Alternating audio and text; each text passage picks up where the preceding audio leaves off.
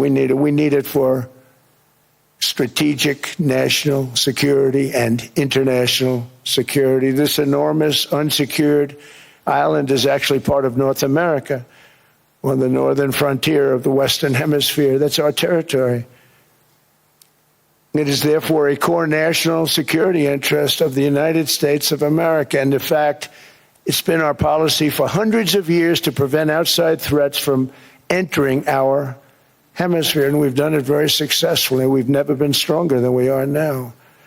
That's why American presidents have sought to purchase Greenland for nearly 2 centuries. You know, for 2 centuries they've been trying to do it.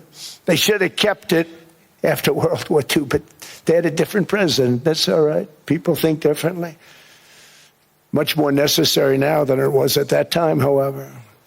In 2019, Denmark said that they would spend over $200 million to strengthen Greenland's defenses.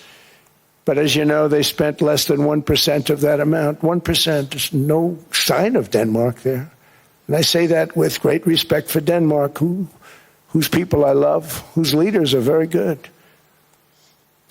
It's the United States alone that can protect this giant mass of land, this giant piece of ice, develop it and improve it and make it so that it's good for Europe and safe for Europe and good for us.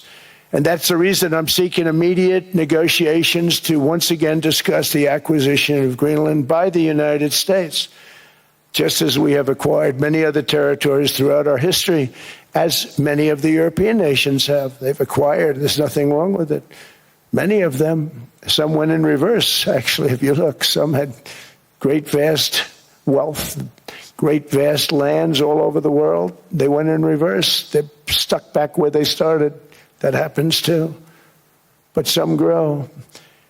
But this would not be a threat to NATO. This would greatly enhance the security of the entire alliance, the NATO alliance. The United States is treated very unfairly by NATO. I want to tell you that.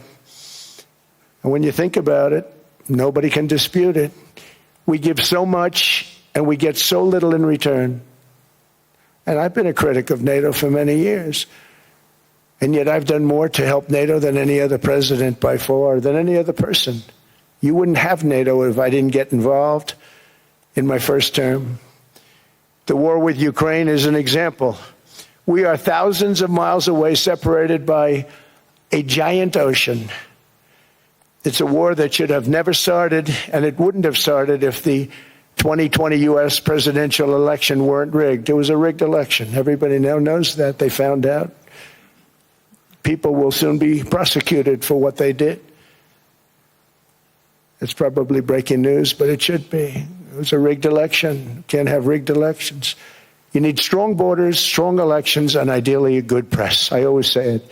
Strong borders, strong elections, free, fair elections, and a fair media. The media is terrible. It's very crooked. It's very biased, terrible. But someday it'll straighten out because it's losing all credibility. Think of it. When I win in a landslide, a giant landslide, won all 7 swing states, won the popular vote, won everything, and I only get negative press. That means that it has no credibility. And if they're going to get credibility, they're going to have to be fair. So you need a fair press. But you also need those other elements. And I inherited a terrible, terrible situation. If you look, the border was open. The inflation was raging. Everything was bad with the United States when I came into office.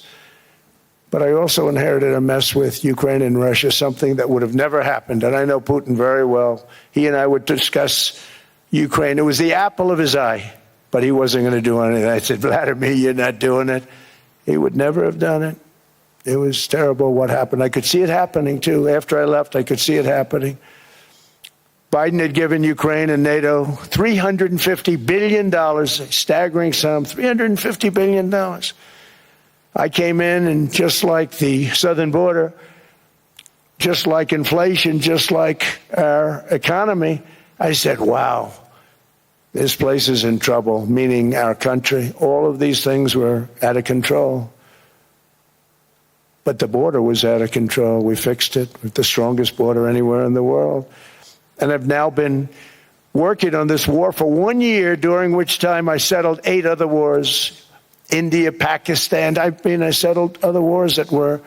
Vladimir Putin called me, Armenia, Azerbaijan. He said, I can't believe you settled that one. They were going on for 35 years. I settled it in 1 day. And President Putin called me.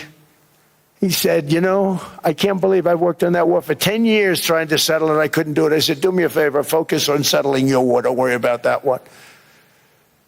What does the United States get out of all of this work, all of this money, other than death, destruction, and massive amounts of cash going to people who don't appreciate what we do? They don't appreciate what we do. I'm talking about NATO. I'm talking about Europe. They have to work on Ukraine. We don't. The United States is very far away. We have a big, beautiful ocean separating us. We have nothing to do with it. Until I came along, NATO was only supposed to pay 2% of GDP. But they weren't paying. Most of the countries weren't paying anything. The United States was paying for virtually 100% of NATO. And I got that stopped. I said, that's not fair. But then, more importantly, I got NATO to pay 5%, and now they were paying, and now they are paying. So something nobody said was possible. They said, we will never go up higher than 2%. But they went to 5%, and now they're paying the 5%. They didn't pay the 2%, and now they're paying the 5%. And they're stronger for it, and they have an excellent, by the way, Secretary General, who's possibly in the room. Mark, are you here? Yes, he's here. Hello, Mark. We never asked for anything, and we never got anything. We probably won't get anything unless I decide to use excessive strength and force, where we would be, frankly, unstoppable.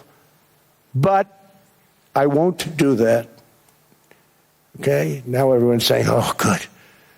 That's probably the biggest statement I made, because people thought I would use force. I don't have to use force. I don't want to use force. I won't use force.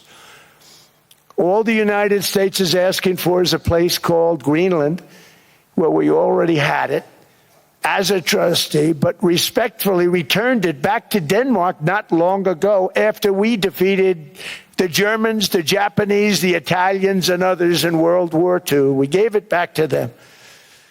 We were a powerful force then, but we are a much more powerful force now, after I rebuilt the military in my first term and continue to do so today. We have a budget of $1.5 trillion. We're bringing back battleships. The battleship is 100 times more powerful than the great battleships you saw in World War II, those great, big, gorgeous ships, the Missouri, the Iowa, the Alabama. Because I thought maybe we could take them out of mothballs. They said, no, sir, these ships are 100, think of that, 100 times more powerful than those big, magnificent pieces of art that you saw so many times ago, that you still see on television. You say, wow, what a force. 100 times, each ship 100 times more powerful than the big battleships of the past. So that was the end of the mothball story. So what we have gotten out of NATO is nothing except to protect Europe from the Soviet Union and now Russia. I mean, we've helped them for so many years. We've never gotten anything, except we pay for NATO. And we paid for many years until I came along. We paid for, in my opinion, 100% of NATO, because they weren't paying their bills. And all we're asking for is to get Greenland, including right title and ownership, because you need the ownership to defend it.